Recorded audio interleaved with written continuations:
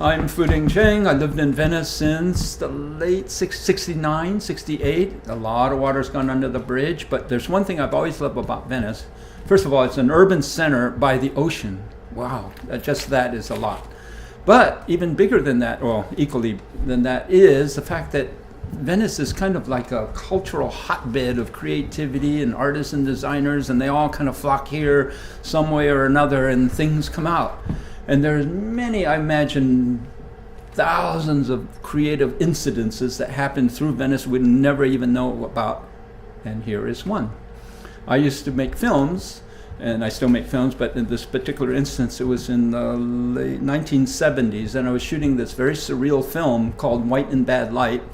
And in this one part that we were shooting, a man gets into a traffic accident, smashes through the windshield, and flies away like a bird. And then after timeless moments, he lands on his feet, unhurt, to help clean up the mess he made in his traffic accident. Anyway, that's one sequence. So I lived right on the corner of Hampton Drive and Sunset Avenue. It's just right behind what's Gold's Gym now. So living there had been a couple of accidents right on that corner, so I was considered a real expert on how accidents look and feel on that corner. So in my thing, I had to stage this traffic accident, so I had a friend who had a beat up car, and then I went around, and lucky me, I could find debris from past accidents, so I had a few boxes full of like broken glass parts, chrome parts, and everything that was as precious as gold to me, because in guerrilla filmmaking, especially back in those days, you just wing it and you just do it, and it has to happen or it doesn't happen. So anyway, I was so happy to have 2 boxes of debris which I strewn about, and then I staged the car as much out into the open street as I could, and then traffic could still go around. And of course, in the true tradition of guerrilla art making, there was no permits. Shh, don't tell anybody. Anyway, we were just winging it. So I had a friend, Hugh, who looks very prominent and everything, and we dressed him in cop costume, and he crammed all his hippie hair into the big helmet, and he actually kind of looked like a cop. And I don't know how it happens, but back in those days, I was able to go into Paramount, and through some talking here and there, and next thing I know, I'm driving out what they call a black and white.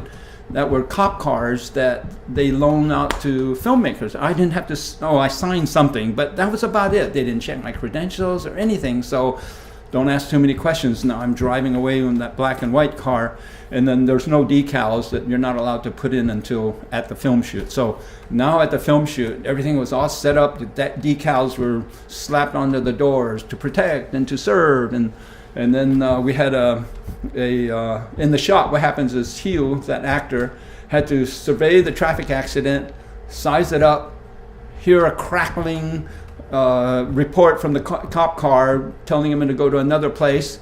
He slaps on the siren on top of the car, magnetic, on the roof, and then he jumps in and then roars away. That was the shot. So we got it all set up, and in this kind of filmmaking, it's like one-shot deals before the cops come and get you.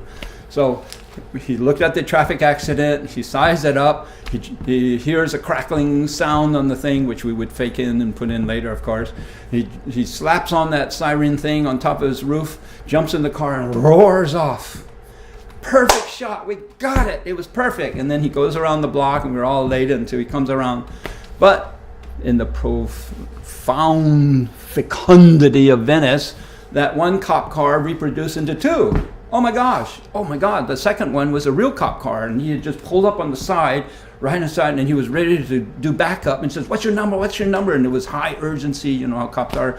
And then meanwhile, Hugh says, wait, I'm just an actor. And he took off his mask, and all his hippie hair came down. Now the cops are really suspicious. And so they got out kind of slow, unbuckling their little baton thing.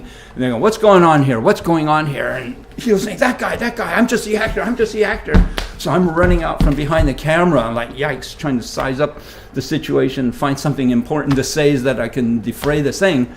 So I go up there, oh, sir, no, it's just a student film. Student film, huh? And he's sizing it up with a cold eye of a lizard practically. Yeah, where's your permit? I said, oh, no permit. It's just a student film. It's just a student film. I go to UCLA, a lie. But anyway, I go to UCLA and I'm doing this student film and it's just no big deal. It's really not worth your time. And he said, yeah, but you still have to have a permit. And then I said, no, but it's just a little film. And he said, yeah, what kind of film? An anti-cop film? And back in those days, cops and hippies weren't exactly the best friends. And I said, oh, no, dear officer, I would never do something like that. This is about the all-American death. Yeah, what could that be? And I said, oh, the traffic accident.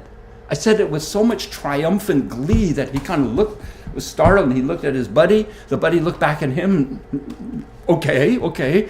And just then, on his car radio, crackled out this important thing. Then he had to jump into the car, so he slapped on his little siren, just like in my film. Slapped it on the roof. He jumped in the car and he just roared off. I mean, if I wasn't in the way and the camera was rolling, that could have been part of the film. But anyway, life being what it is, he soared off, and I kept thinking, wow, life imitates art. And then I was so glad that they went off. I was a free man again. But of course, in the pressures of filmmaking, my mind was already thinking about the next shot, which, how do you get this guy to be flying, hurtling through the air and landing on his feet?